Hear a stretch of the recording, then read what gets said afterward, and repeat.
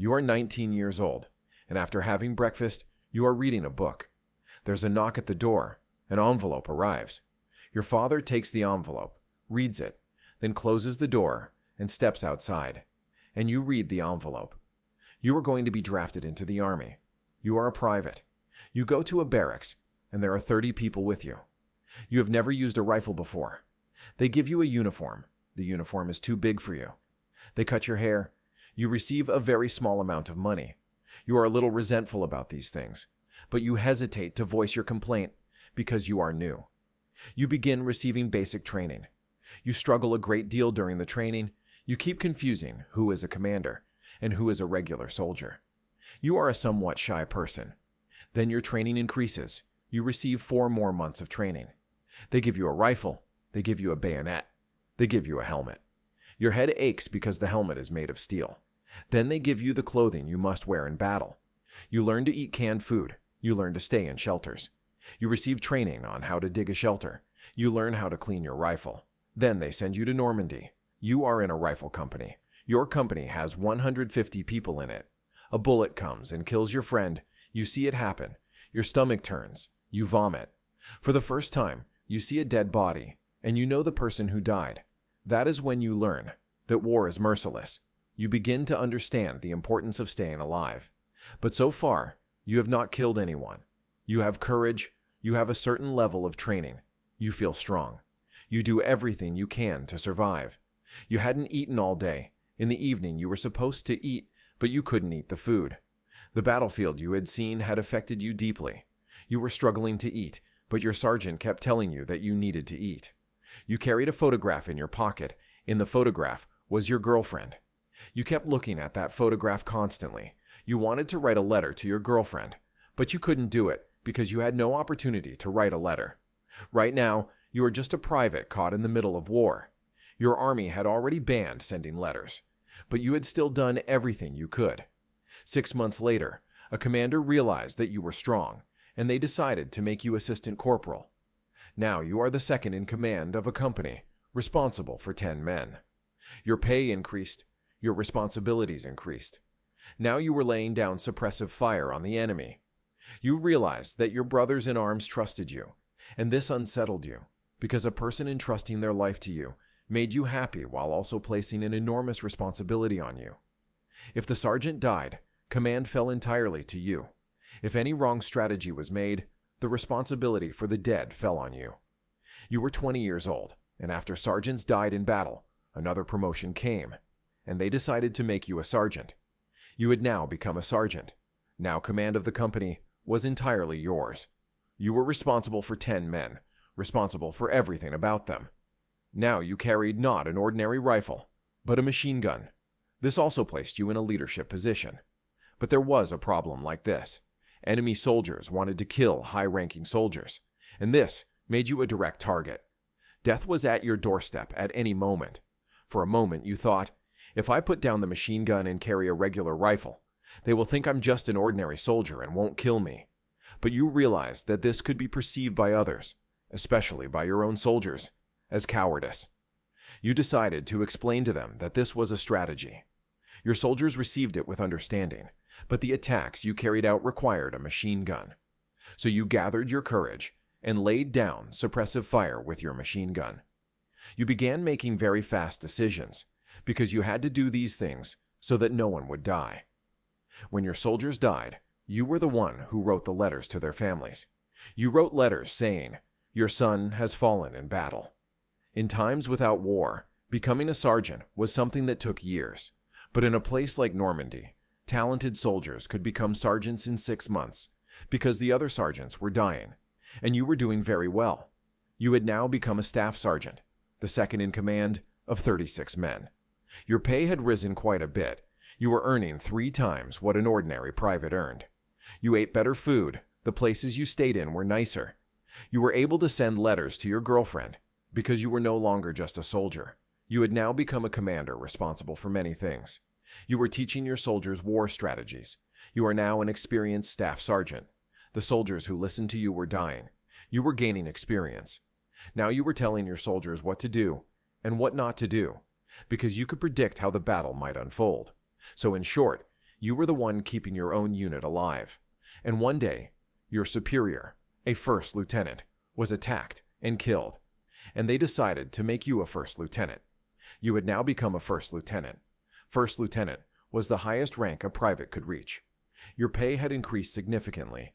You were earning far more than what a private earned. A regiment had only one first lieutenant. Your uniform had many insignia on it. Now all the lower-ranking soldiers, the officers, the sergeants, the corporals, were under your command. Most of the friends who had been drafted along with you had died. You had seen and lived through all of this. Now you had a great deal of knowledge about war, and 800 men were under your command. You were now engaged in pursuits that required more responsibility than fighting in combat. You were making decisions. A decision you made could save the lives of many soldiers, or it could end their lives. One day you received an order, and the order said this: "The discipline and order of your unit depends on your ability and your integrity. You have maintained the functioning of 800 men, and because you carried out this duty so well, we are promoting you to the rank of captain." You had now become a captain, and you were 23 years old. Your pay is high. Most of the soldiers at your rank are older. Even the sergeant under your command has seen far more combat and has far more military experience than you. Yet they had made you a captain. Now you were no longer carrying a rifle or a machine gun. You carried only a pistol. You could read maps very well. You could predict where the German snipers were positioned. Your pay was less than a major's pay. You were earning the pay of a first lieutenant, meaning there had been no change at all in your pay. There had also been no change in the soldiers you were responsible for. Captains had a lower death rate in battles. But even so, enemy soldiers feared captains and tried to kill them. But you did not die. You carried out your duty extremely well, and you had now become a major. You were now in command of a battalion. Your pay increased. Up to this point, you had managed to survive, and nearly all of the soldiers who had started with you in the unit had died. You were alive, and you had become a major. You were 24 years old. This was met with suspicion by other people, but we must not forget this. It was 1944, near the end of the Second World War. The war was progressing very rapidly. You survived again, despite all those battles, despite going to the front lines, despite having only a pistol at your waist. You survived again, and you requested a promotion because you had now learned the entire military system, and you became a lieutenant colonel. Now, you were commanding a battalion, 5 rifle companies, 1 headquarters company, 1 support company. All of these were your responsibility. There were also some strange things. You were now commanding the very soldiers you had once trained, and now you were telling them that they needed to carry on with their lives, that these decisions had to be made by them. The battalion could sometimes lose its strength, and you still hadn't been able to understand these things. While preparing the reports of the dead, you still couldn't get through it on your own. You were a very good soldier, very disciplined, but sometimes you needed to call for reinforcements. Sometimes you needed the help of a captain, a first lieutenant, even sometimes a sergeant. And then an incident happened.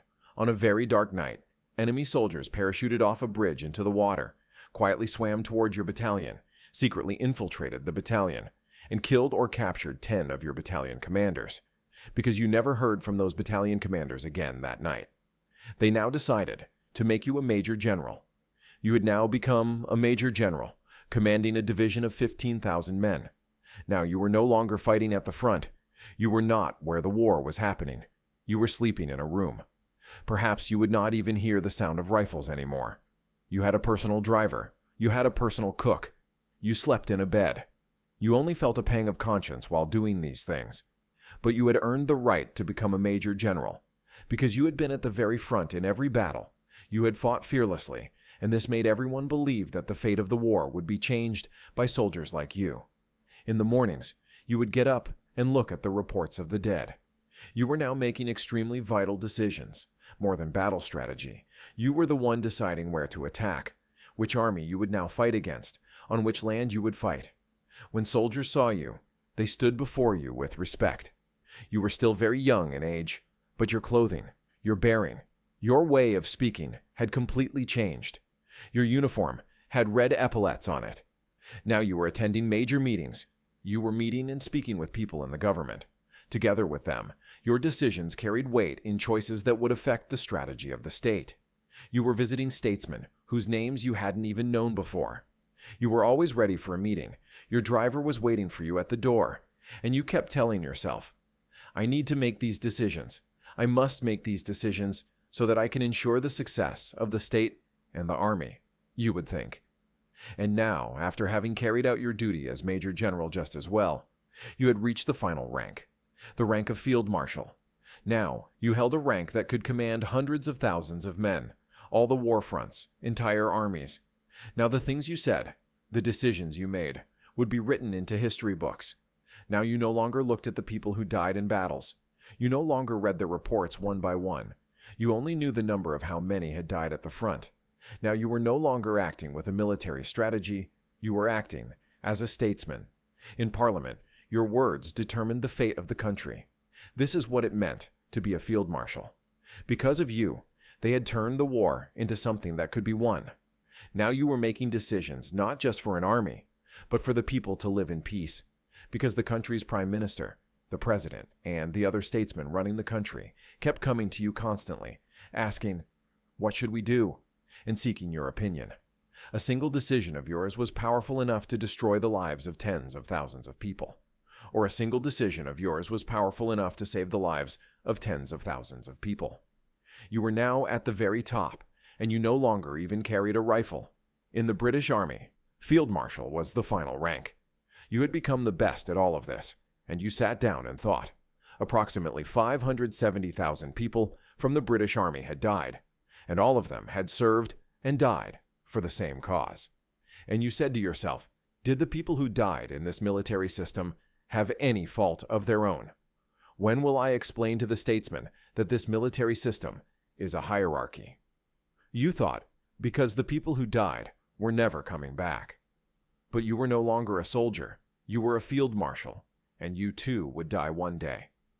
Now I ask you, what could be the reason so many people died? I would be glad if you share this in the comments.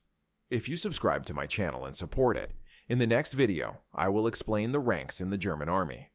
Stay tuned.